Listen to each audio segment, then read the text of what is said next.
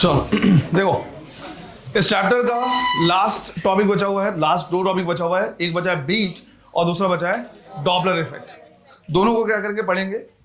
सबसे पहले हम क्या कर रहे हैं, देख रहे हैं बीट्स।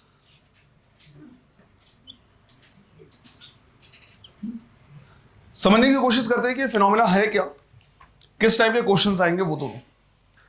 इसको थोड़ा सा रिलेट करने की कोशिश करते हैं। जो अभी स्टैंडिंग वेव के टाइम पे हमने एक एनिमेशन देखा था, एनिमेशन वाला जो वीडियो देखा था उसमें तुमने क्या क्या देखा है कि एक वेव क्या कर रहा है, जा रहा है, और एक वेव आ रहा है।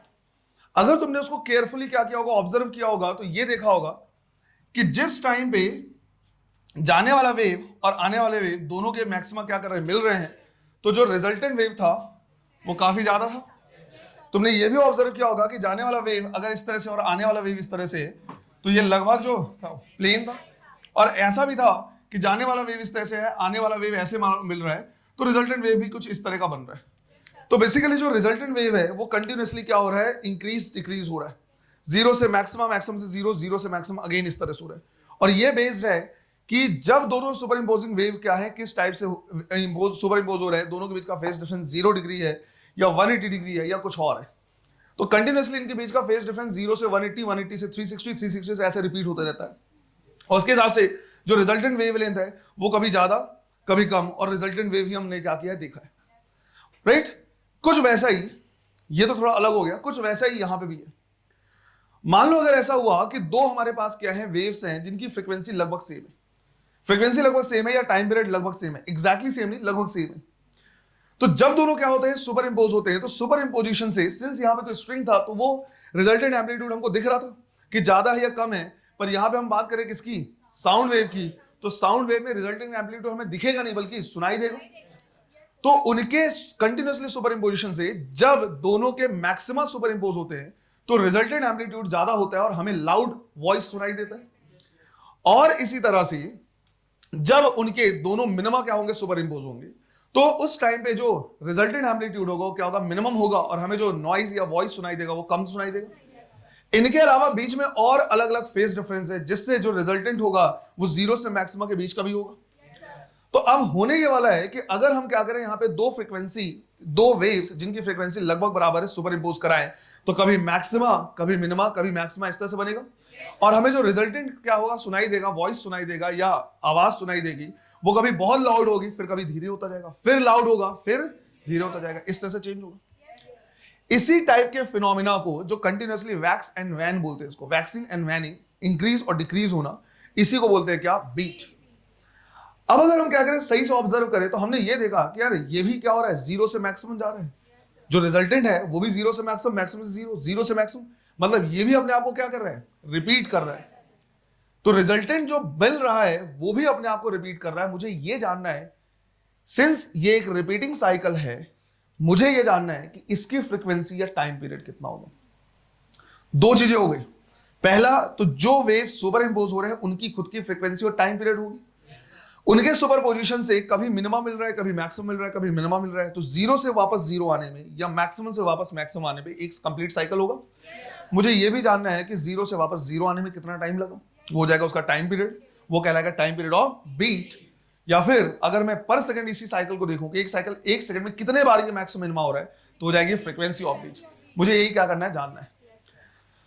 अब इसको जानने के लिए कि क्या हो रहा है, कैसे हो रहा है, थोड़ा सा हम अलग तरीके से इसको क्या कर रहे हैं, समझने की कोशिश कर रहे हैं। राइट? इसको थोड़ा सा अलग तरीके से हम समझ रहे हैं। और यहीं पे एक क्वेश्चन हमारा पेंडिंग है सिंपल हार्मोनिक मोशन का, उसको भी हम क्या करेंगे, यहां पे देखेंगे कैसे करना है। तो समझना है इसको, काफी अलग सा तरीका है समझने का। लेट्स से कि हमारे पास क्या है, एक रेस ट्रैक है। राइट? इस तरह का एक रेस ट्रैक है और ये है स्टार्टिंग पॉइंट। राइट? ये स्टार्टिंग पॉइंट, यहां से दो लोग क्या कर रहे हैं, दौड़ना शुरू कर दे रहे हैं। राइट? दो लोग दौड़ना शुरू कर रहे हैं। राइट? लेट्स से आदित्य और आयुष्मान दोनों दौड़ना शुरू कर रहे हैं। दोनों का नाम ए और ए है। जय वीरू कर लो यार। दोनों ये ऐसे, मैं कैसे डिफरेंट वो करूं, दोनों ऐसे दौड़ना शुरू करें। दोनों को पहला सिनेरियो ये लेके चल रहे हैं कि दोनों कांस्टेंट वेलोसिटी से क्या कर रहे हैं, दौड़ रहे हैं, और दोनों की जो कांस्टेंट वेलोसिटी वो सेम है, मतलब दोनों की जो स्पीड है वो बिल्कुल सेम है। अगर स्पीड सेम हुआ तो दोनों हमेशा एक साथ ऐसे दौड़ेंगे और एक साथ सर्कल कंप्लीट करेंगे, राइट? इस तरह से ऐसे दौड़ते रहेंगे। अगर दोनों एक साथ सर्कल कंप्लीट कर रहे हैं तो हम कह रहे हैं दोनों की फ्रीक्वेंसी सेम है, दोनों का टाइम पीरियड सेम है। यहां पे कोई बीट फिनोमेना हमें ऑब्जर्व करने को नहीं मिलेगा। अगर दो सुपर इंपोजिंग वेव दोनों की टाइम पीरियड या दोनों की फ्रीक्वेंसी सेम हुई तो कोई बीट फिनोमेना वहां पे नहीं मिलेगा। अब आते हैं, अगर ऐसा हुआ कि इनमें से लेट्स अज्यूम कि जो जय है वो थोड़ा सा तेज दौड़ रहा है और जो वीरू है वो थोड़ा सा धीरे दौड़ रहा है, फिर दोनों की वेलोसिटीज क्या है? अलग अलग है। तो जो तेज दौड़ेगा उसको चक्कर कंप्लीट करने में कम टाइम लगेगा और एक साइकिल कंप्लीट करने में जो टाइम लगता है that is known as time, तो उसका टाइम पीरियड क्या होगा? कम होगा, राइट? तो लेट्स से हमने बोला कि भाई जो जय है उसका टाइम पीरियड है क्या? t1, मतलब ये इसकी वेलोसिटी जो है वो क्या है? ज्यादा है और टाइम पीरियड क्या है? कम है। जो तेज दौड़ेगा उसकी वेलोसिटी क्या होगी? ज्यादा, और उसका टाइम पीरियड कम होगा। इसी के साथ हमने बोला कि भाई जो वीरू है वो ज्यादा टाइम ले रहा है एक चक्कर कंप्लीट करने में, मतलब इसकी वेलोसिटी क्या है? कम है। अब देखो होगा क्या, इनको इंस्ट्रक्ट किया गया है कि भैया इतनी ही फ्रीक्वेंसी से तुमको दौड़ना है, इसी टाइम पीरियड से दौड़ना है, मतलब इसी कांस्टेंट वेलोसिटी से दौड़ना है। चक्कर कंप्लीट जो कर रहा है उतने समय में करेगा बार बार। अब समझो यहां पे होने क्या वाला है।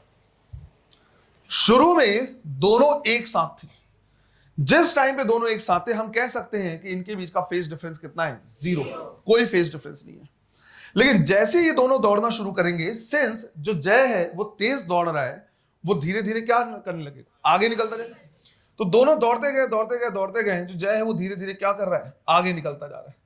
जैसे जैसे आगे निकलता जा रहा है हम कह रहे हैं कि दोनों के बीच का फेज डिफरेंस क्या होता जा रहा है? बढ़ता जा रहा है।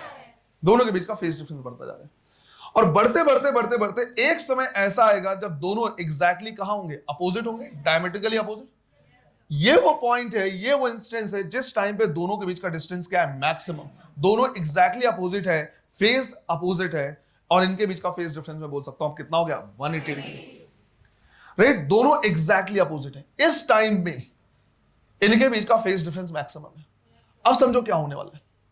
अभी भी ये दौड़ रहे हैं, जय अभी भी तेज दौड़ रहा है, तो अब जय पीछे से इसके पास आना शुरू कर देगा। यही होगा, राइट? पहले वो आगे हुआ, आगे होते डायमेट्रिकली अपोजिट, अब वो पीछे से उसके पास आना शुरू होगा और एक टाइम ऐसा आएगा जब दोनों वापस से पास आ जाएंगे, राइट? जय पीछे से दौड़ता हुआ आएगा और मारेगा थप्पा, दोनों साथ साथ वापस फिर से आ गए। इस पॉइंट पे वापस से फेज डिफरेंस कितना हो गया? 0। दोनों यहां से एक साथ दौड़ना शुरू किए थे, धीरे धीरे इनके बीच का फेज डिफरेंस क्या होता गया? बढ़ता गया, बढ़ते बढ़ते मैक्सिमम हुआ 180 डिग्री का। फिर वो फेज डिफरेंस धीरे धीरे कम होते होते 360, बढ़ता हुआ 360 हो गया। तो उल्टा बोल सकते हैं कि वापस से फेज डिफरेंस क्या हो रहा है? कम हो रहा है। और दोनों पास आते आते आते आते आफ्टर सर्टेन साइकिल कहीं पे भी वापस से मिल सकते हैं। जो ही नहीं कि वापस से यहीं पे मिलेंगे, राइट? हो सकता है यहां मिल जाए, हो सकता है यहां, हो सकता है यहां। लेकिन इतना पता है कि जिस टाइम पे दोनों मिलेंगे, जो तेज दौड़ रहा था उसने एक एक्स्ट्रा साइकिल कंप्लीट कर लिया है। किसके कंपैरिजन में? जो धीरे दौड़ रहा था। यही होगा। तो दोनों एक साथ दौड़ना शुरू किए। अगली बार जब दोनों क्या होंगे? फिर से एक फेज में आएंगे। तेज दौड़ने वाला या जिसका टाइम पीरियड कम था उसने एक साइकिल क्या कर लिया है? राइट? एक्स्ट्रा कंप्लीट कर लिया है। एक एक्स्ट्रा साइकिल दौड़ा हुआ है। किसके कंपैरिजन में? जो धीरे दौड़ रहा था, जिसका टाइम पीरियड ज्यादा था। यही सिंपल सा है। जरूरी नहीं है कि वो जो साइकिल है वो एग्जैक्टली फिक्स्ड वैल्यू हो, 3 साइकिल 4 साइकिल इंटीजर मल्टीपल हो। ऐसा जो ही नहीं कि बिल्कुल एग्जैक्टली यहीं पे आके मिलेंगे, 4 साइकिल के बाद 5 साइकिल के बाद। वो ट्रैक में कहीं भी मिल सकते हैं। हो सकता है 3.1 साइकिल के बाद हो जाए, हो सकता है 4.5 साइकिल के बाद। लेकिन जब भी मिलेंगे हम इस चीज के लिए श्योर रहेंगे कि भाई जो तेज दौड़ा था उसने एक एक्स्ट्रा साइकिल कंप्लीट की। अगर मैं ये बोलूं कि भाई जिसका टाइम पीरियड ज्यादा, मतलब जो धीरे दौड़ा था, अगर उसने n साइकिल कंप्लीट किया है तो तेज दौड़ने वाले ने n+1 साइकिल कंप्लीट किया होगा। या अगर मैं बोलूं कि तेज दौड़ने वाले ने अगर n साइकिल कंप्लीट किया है तो धीरे दौड़ने वाले ने n-1 साइकिल कंप्लीट किया। किसी भी तरीके से बोला जा सकता है। मैं इस चीज को जानने में इंटरेस्टेड हूं कि भाई कितने नंबर ऑफ साइकिल के बाद दोनों फिर से मिलेंगे। मुझे यही जानना है कि इस n की वैल्यू क्या होगी, कितने नंबर ऑफ साइकिल के बाद ये वापस से मिल जाएंगे। क्लियर है? उसे मुझे जानना है। तो मैं ये कह सकता हूं कि लेट, हमने यहां पे क्या किया है? अज्यूम किया हुआ है कि भाई T1 कम है। T1 कम है किससे? T2 से। T1 कम है। इसका मतलब है कि अगर मैं बोलूं if number of cycle for T1 is n, then number of cycle for t2 time period वाले जो क्या हो जाएगा n -1, राइट। जिसके लिए टाइम पीरियड का मतलब तेज दौड़ने वाले जितने भी साइकिल कंप्लीट किए, धीरे रहने वाले ने एक कम किया। अच्छा, ऐसा कोई नियम नहीं कि मैं इसी का n मानूं। मैं चाहूं तो ऐसे मान सकता हूं कि इसने n कंप्लीट किया है तो इसके लिए n+1 हो जाएगा, n+1 हो जाएगा। अपना अपना तरीका है, जैसे तुम चाहो ऐसा कर सकते हो। बट हाँ, क्वेश्चन में इस चीज को क्या करना, ध्यान रखना कि उसने किसका नंबर ऑफ साइकिल पूछा है, क्योंकि दोनों के लिए डिफरेंस है ना, एक के लिए 3 है, दूसरे के लिए 4 है।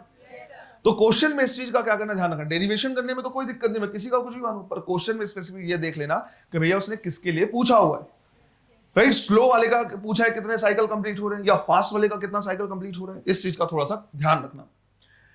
लेकिन मुझे यह पता है कि भले दोनों के साइकिल्स अलग अलग हों, एक ने ज्यादा एक ने कम, पर समय तो दोनों के लिए सेम हुआ है ना भाई। दोनों मान लो t=0 पे दौड़ना शुरू किया और दौड़ते दौड़ते 20 मिनट के बाद मिल रहे हैं, तो 20 मिनट तो दोनों के लिए 20 ही मिनट है।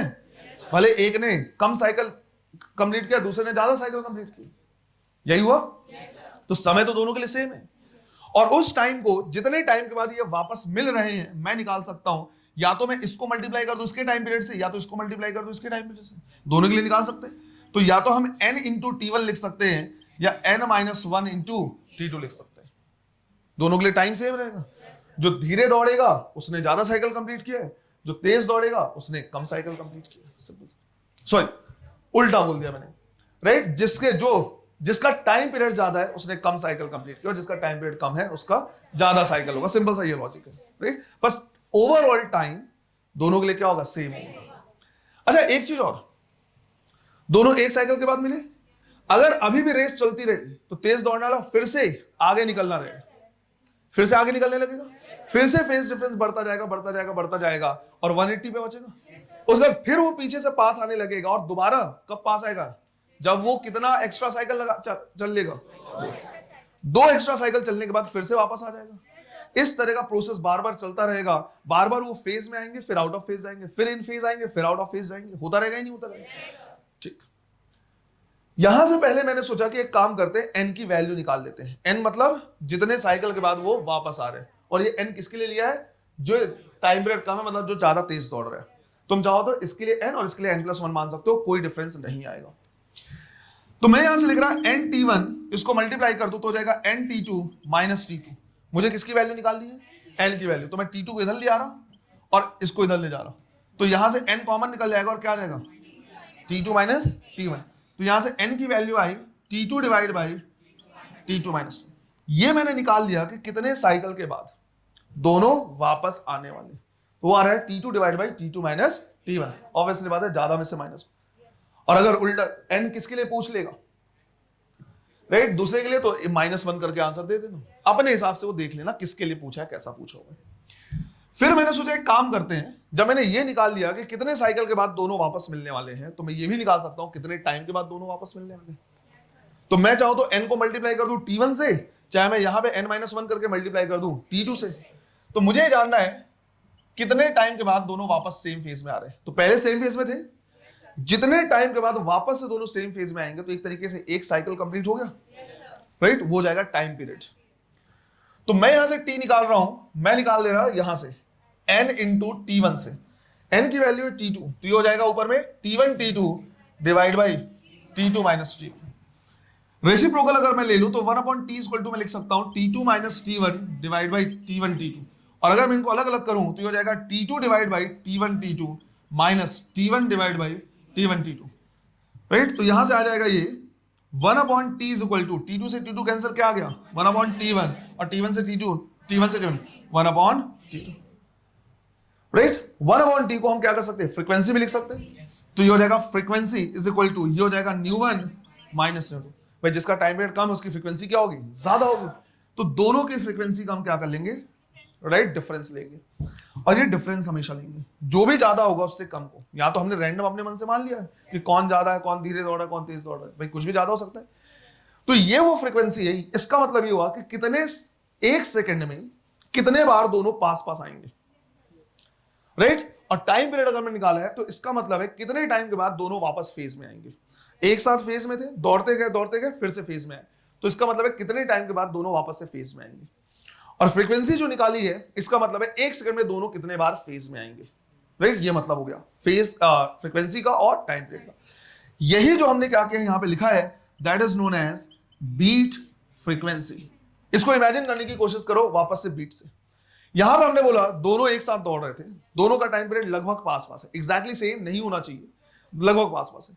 दोनों जब दौड़ते गए तो पहले आउट ऑफ फेज गए, फिर इन फेज आए, फिर आउट ऑफ फेज, फिर इन फेज। इसी तरह से अगर मैं दो ऐसे साउंड को जिनकी फ्रीक्वेंसी लगभग इक्वल है, लगभग इक्वल, एग्जैक्टली इक्वल नहीं, आपस में सुपर इंपोज कर दूं तो कभी ऐसा होगा कि दोनों का मैक्सिमा सुपर इंपोज होगा, फिर मिनिमा सुपर इंपोज होगा। मैक्सिमा एक बार मैक्सिमा मैक्सिमा हो जाएगा, एक बार मैक्सिमा मिनिमा बनेगा, ऐसे। सॉरी गलत बोल रहा हूं मैं। ऐसा हो जाएगा कि दोनों के क्रस्ट एक साथ क्या होंगे, सुपर इंपोज होंगे। फिर ऐसा होगा एक का क्रस्ट दूसरे का ट्रफ, फिर एक क्रस्ट क्रस्ट। तो पहले मैक्सिमा मिलेगा, फिर मिनिमा मिलेगा, फिर मैक्सिमा, फिर मिनिमा, क्योंकि डिपेंड करेगा कि उनके बीच का फेज डिफरेंस कैसा है। जब 0 होगा तो मैक्सिमा मिलेगा, फिर 180 होगा तो फिर मिनिमा मिलेगा, फिर 0 हो जाएगा तो फिर मैक्सिमा। तो continuously maxima minima maxima minima मिलता जाएगा। तो वही हो जाएगा कि 1 सेकंड में कितने बार मैक्सिमा मिनिमा बन रहा है, हो जाएगा बीट फ्रीक्वेंसी। और एक बार मैक्सिमा से मिनिमा, मिनिमा से मैक्सिमा जाने में कितना टाइम लग रहा है, हो जाएगा right time period of beat. ये होता है बीट। और इस तरह से हम क्या करते हैं, इसको निकालते हैं। अब यहां जो हमने क्या किया, ये कॉन्सेप्ट सीखा है कि भाई कितने साइकिल के बाद दोनों वापस आने वाले हैं। इसी को हम यूज करेंगे एसएचएम का एक क्वेश्चन जो हमारा पेंडिंग है। क्वेश्चन याद आ रहा है?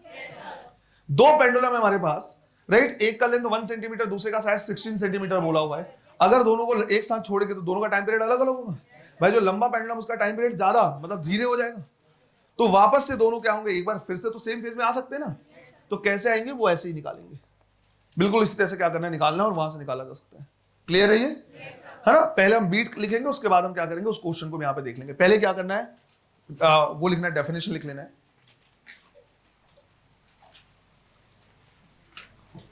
इसमें लिखना है continuous waxing and waning, continuous waxing and waning of sound wave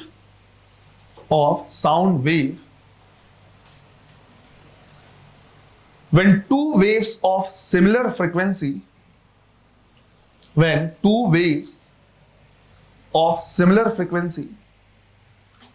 superimposes with each other is called beat.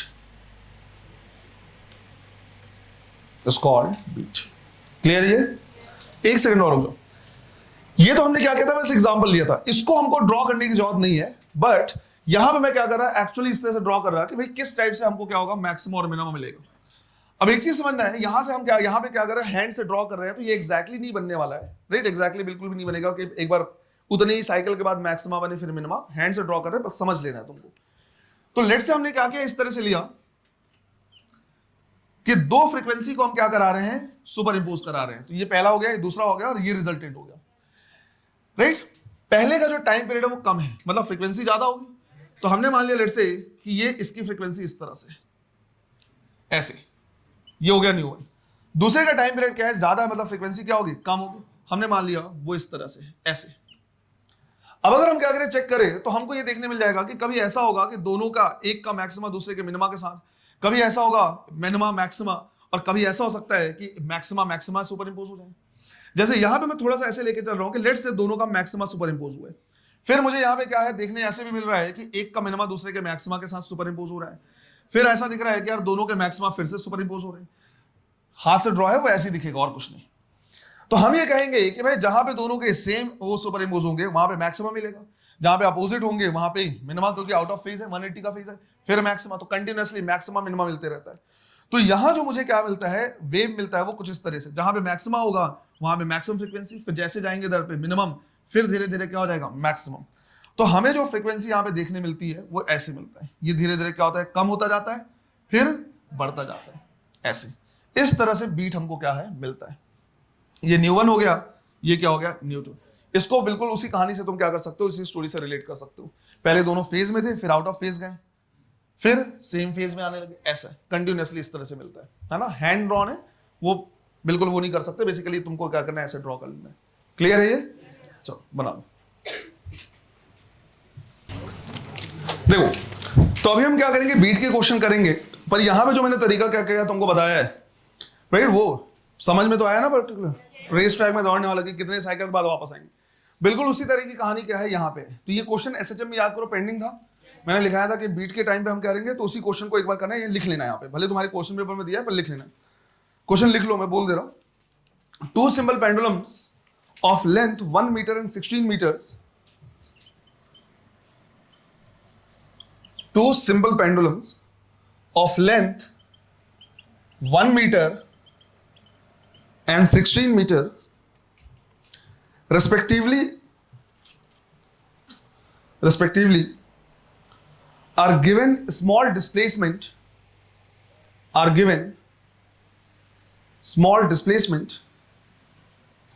in the same direction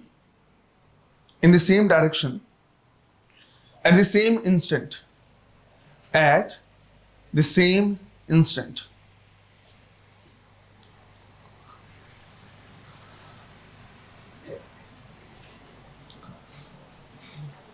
After how many oscillation of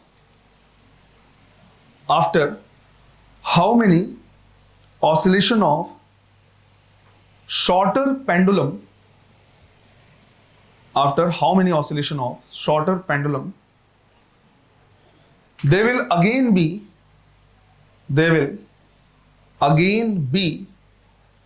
in the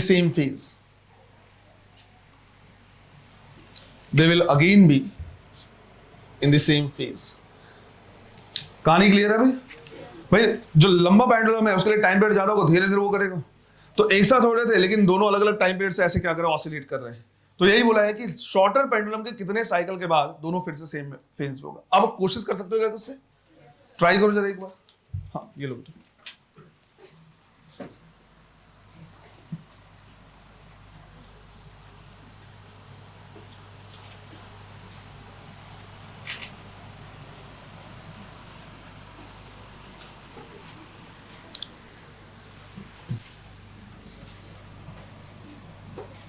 हमें इसका time period late से हमने मान लिया कितना, t1, और उसको क्या लिखेंगे, 2 पाई अंडर रूट एल की जगह पे 1 डिवाइड बाई जी।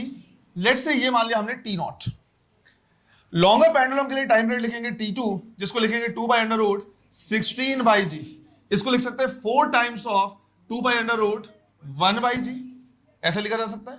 तो बेसिकली ये हो गया 4t0। तो t1 और t2 की वैल्यू निकाल ली। अब इसमें किसका नंबर ऑफ साइकिल निकालना है, शॉर्टर का, राइट। इसका टाइम पीरियड क्या है, कम है, राइट, टाइम पीरियड कम है, तो मान लिया कि इसके लिए कितना साइकिल है, n। तो जिसका टाइम पीरियड ज्यादा है उसके लिए टाइम पीरियड कितना नंबर ऑफ साइकिल होंगे, n-1। यही होगा। अगर ऐसा पूछता है इसके लिए, तो इसके लिए n लिखते हैं, तो इसके लिए क्या लिखते हैं, n+1, ऐसे कर सकते थे। अब हम यहां पे क्या करेंगे, सिंपल वही लिखेंगे कि n-t1 is equal to n-1 t2, या फिर लिख सकते हैं n t1 की जगह पे t0 n-1 और t2 की जगह पे 4t0। ये कैंसिल हो जाएगा, तो n is equal to 4n-4, तो ये इधर जाएगा तो कितना, 3n इज इक्वल टू 4, तो n is equal to 4/3 cycle के बाद दोनों क्या होंगे, वापस से सेम।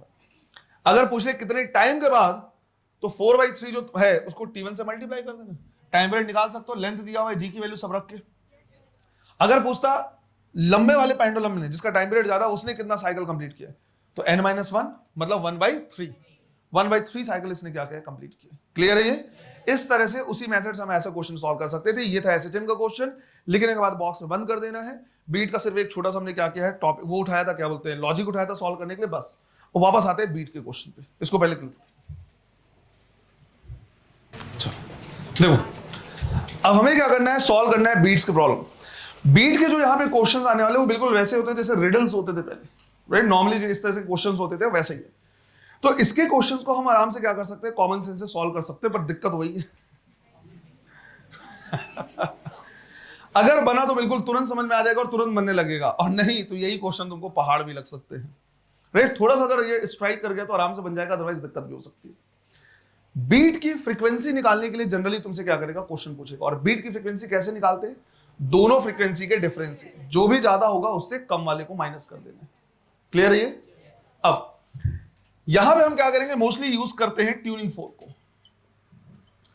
अब ट्यूनिंग फोर्क के लिए क्या करना है, ये ध्यान रखना है कि अगर इसके आर्म्स में, राइट, जैसे ये हो गया क्या, ट्यूनिंग फोर्क, इतना भद्दा तो नहीं दिखता वैसे बाप रे बाप अगर ये बोला है कि इसके आर्म्स में हमने क्या कर दिया, वैक्स लोड कर दिया है, राइट, तो वैक्स अगर लोड किया हुआ है तो मास थोड़ा सा क्या हो जाएगा, बढ़ जाएगा, तो वाइब्रेशन थोड़ा सा कम हो जाएगा, तो खुद की फ्रीक्वेंसी, ट्यूनिंग फोर्क की फ्रीक्वेंसी क्या हो जाएगी, कम हो जाएगी। ध्यान रखना मैंने क्या बोला, ट्यूनिंग फोर्क की फ्रीक्वेंसी कम होगी। बीट की फ्रीक्वेंसी बढ़ भी सकती है और घट भी सकती है।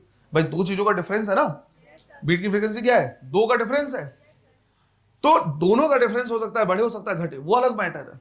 लेकिन इतना है कि अगर वैक्स लोड करेंगे तो हम लिखेंगे कि फ्रीक्वेंसी ऑफ ट्यूनिंग फोर्क क्या होगा, कम होगा। इसी तरह से दूसरा यहां पे टर्म यूज करेगा कि इसको हमने घिस दिया है, फाइल कर दिया है। तो अगर ऐसा लिखा हुआ है कि हम इसको क्या कर रहे हैं, फाइल कर रहे हैं, तो ध्यान ये रखना है ऑन फाइलिंग, घिसने से जो क्या बोलते हैं इसका वेट हो जाएगा, वो थोड़ा सा क्या हो जाएगा, कम, तो वाइब्रेशन और तेजी से होगा, तो ट्यूनिंग फोर्क की फ्रीक्वेंसी क्या हो जाएगी, बढ़ जाएगी। फ्रीक्वेंसी ऑफ ट्यूनिंग फोर्क क्या होगा, इंक्रीज होगा। बीट की फ्रीक्वेंसी कुछ भी हो सकता है, राइट, बीट की फ्रीक्वेंसी इंक्रीज हो सकती है, डिक्रीज हो सकती है, वो अलग मैटर है, बट फाइल करने से इसकी खुद की फ्रीक्वेंसी क्या होगी, कम होगी। इतना क्या करना है हमको ध्यान रखना है, सॉरी बढ़ जाएगी, राइट, इतना हमको ध्यान रखना है। अब क्वेश्चन कैसे आएगा, क्वेश्चन लिखना है, इतना स्पेस छोड़ देना, अभी एक समझा दे रहा पहले मैं,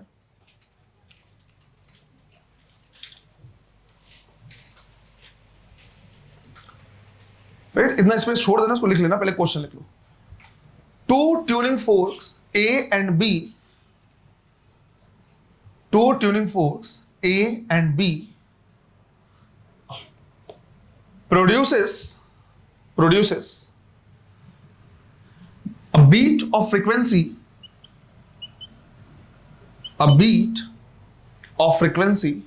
5 hertz. Beat of frequency 5 hertz. If the frequency of tuning fork A is 100 hertz,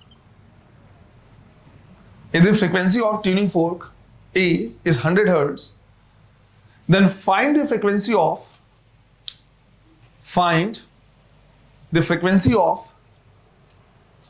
B, if on filing B, beat frequency decreases. If on filing B, beat frequency decreases. Right? समझ लो, इसके बाद के क्वेश्चंस जितने हैं तुमको ही करने हैं। इसमें ये बोला हुआ है कि हमारे पास दो ट्यूनिंग फोर्क है A और B, एक 100 हर्ट्ज है, दूसरा कितना है नहीं पता, पर इतना पता है दोनों में बीट फ्रीक्वेंसी कितनी है, 5 हर्ट्ज। मतलब इन दोनों की फ्रीक्वेंसी का डिफरेंस कितना होगा, 5 हर्ट्ज होगा। बीट फ्रीक्वेंसी का मतलब यही हुआ है। अब अगर A की फ्रीक्वेंसी कितनी गिवन है, 100 हर्ट्ज है, तो B की फ्रीक्वेंसी के दो पॉसिबिलिटी है, या तो 95 हर्ट्ज होगा या 105 हर्ट्ज होगा, दोनों पॉसिबिलिटी है ना, क्योंकि 5 बीट फ्रीक्वेंसी है, मतलब इन दोनों के बीच का डिफरेंस कितना होगा, 5 हर्ट्ज होगा। तो या तो ये ज्यादा होगा, ये 5 कम होगा, या तो ये कम होगा, ये 5 ज्यादा होगा, दोनों, पर आंसर तो कोई एक होगा। अब इन दोनों में से आंसर एग्जैक्टली कौन सा है, उसके लिए क्या है, ये दिया हुआ है हिंट, कि जब हम बी को क्या करते हैं, फाइल करते हैं, तो बीट की फ्रीक्वेंसी क्या होती है, डिक्रीज होती है। बीट की फ्रीक्वेंसी कम हो रही है, वो हो सकता है, लेकिन अगर मैं बी को सेकंड ट्यूनिंग फोर्क को फाइल करूंगा तो उसकी खुद की फ्रीक्वेंसी बढ़ेगी, क्योंकि ये तुमको क्या करना है, ध्यान रखना है कि अगर किसी ट्यूनिंग फोर्क को हम क्या करेंगे, फाइल करेंगे, तो उसकी खुद की फ्रीक्वेंसी बढ़ेगी, और अगर वैक्स लोड करेंगे तो उसकी खुद की फ्रीक्वेंसी कम होगी। बीट की फ्रीक्वेंसी कुछ भी हो सकता है, तो यहां पे वही दिया है, बीट की फ्रीक्वेंसी डिक्रीज हो रहा है। अब समझो होगा क्या, अगर मैं क्या करूंगा, इसको फाइल करूंगा, तो अगर हमारा आंसर 95 हर्ट्ज होता, तो फाइल करने से ये 95 कितना हो जाता, 96 हो जाता, 97, इस तरह से बढ़ता जाता। और अगर हमारा आंसर ये होता, तो फाइल करने से इसकी फ्रीक्वेंसी बढ़ती, तो 105 से 106, 107, ऐसा बढ़ता जाता, यही होता। अब समझो, अगर आंसर 95 होता तो पहले 95 और 100 का डिफरेंस कितना है? 5 हर्ट्ज, बाद में 4 हर्ट्ज, बाद में 3 हर्ट्ज। और अगर हमारा आंसर 105 होता तो पहले कितना था?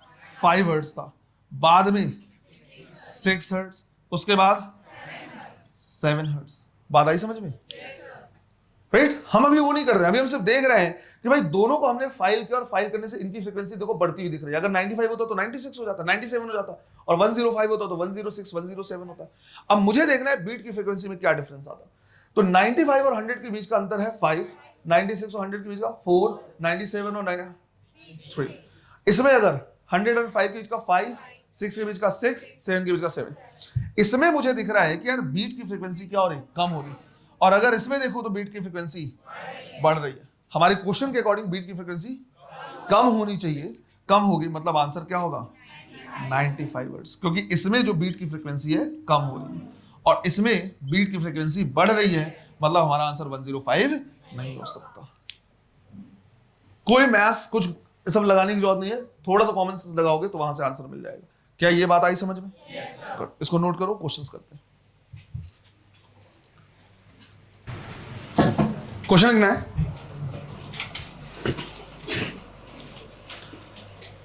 two tuning fork A and B, two tuning fork A and B produces a beat frequency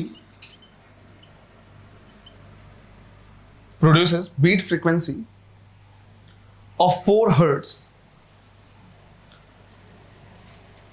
beat frequency of 4 hertz. If the frequency of tuning fork A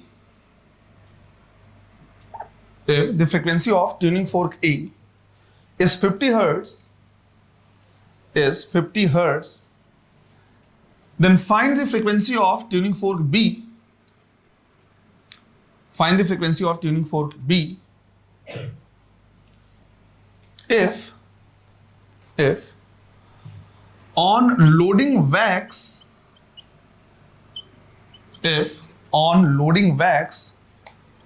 on A beat frequency decreases. On loading wax on A beat frequency decreases. करो 46 बोल रहे, आधे 54 बोल रहे हैं, और option obviously दोनों रहेगा। और इस तरह के सिंपल क्वेश्चन में गलत नहीं करना है। देखो क्या बोला हुआ है, ए की फ्रीक्वेंसी कितनी है? 50 हर्ट्ज। तो बी की दो पॉसिबिलिटी है, या तो 46 हर्ट्ज होगा या तो 54 हर्ट्ज होगा। अब इनमें से सही आंसर कौन है ये हमें पता चलेगा किससे? इस हिंट से कि ए पे हम क्या कर रहे हैं, लोड कर रहे हैं। ध्यान रखना, इससे पहले वाले में बी में बोला हुआ था, इसमें ए में हम क्या कर रहे हैं, लोड कर रहे हैं। जब हम ए में क्या करेंगे, वैक्स लोड करेंगे, तो इसकी खुद की फ्रीक्वेंसी क्या होगी? कम होगी। बीट की फ्रीक्वेंसी क्या होगी अलग मैटर है, पर इसकी खुद की फ्रीक्वेंसी क्या होगी? कम होगी। तो इस पे अगर हम वैक्स लोड करें तो 50 से कितना हो जाएगा? 49, 49 से 48, ऐसे होगा।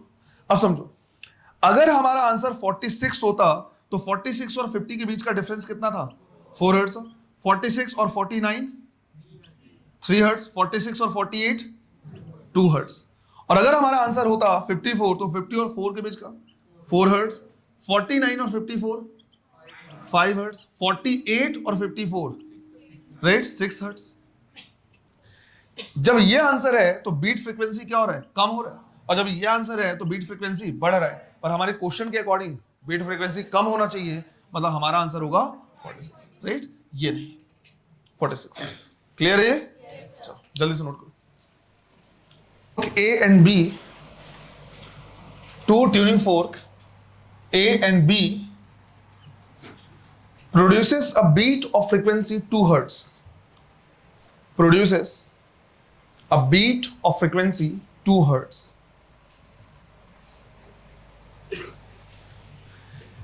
If the frequency of tuning fork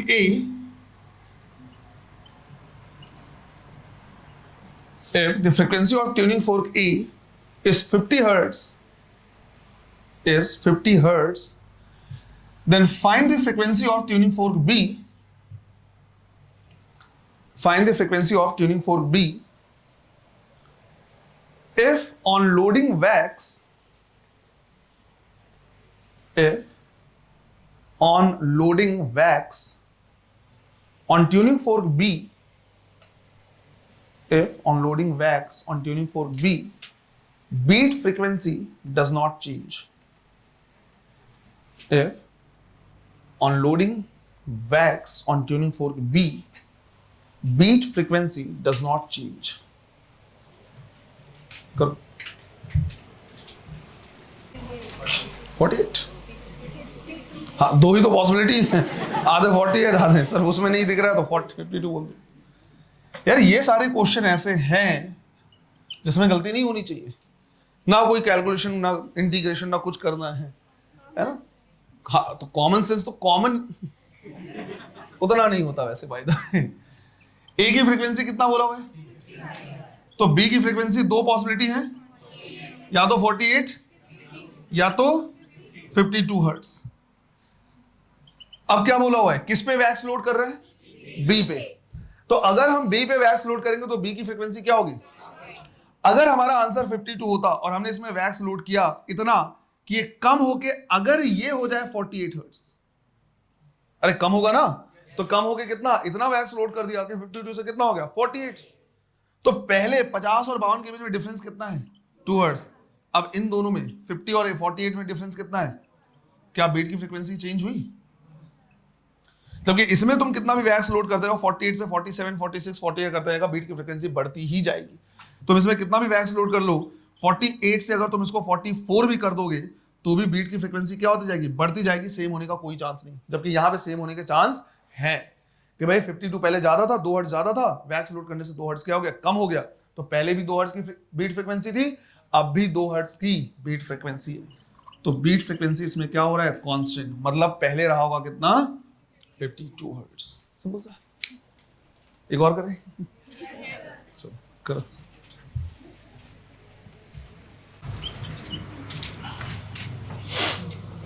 Look.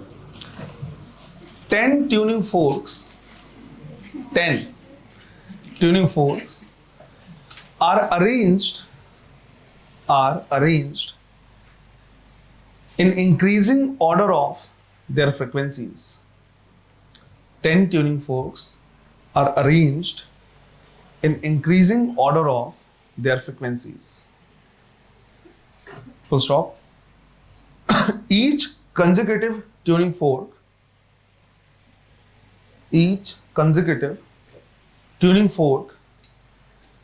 produces 4 beats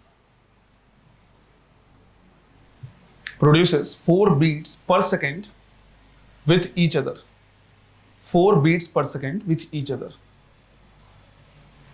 beat frequency का मतलब हो गया उतनी बीट पर सेकंड होंगे ना, 4 बीट्स या 4 हर्ट्ज लिखते हैं, तो वही हो गया 4 हर्ट्ज की बीट या 4 बीट्स पर सेकंड विथ ईच अदर।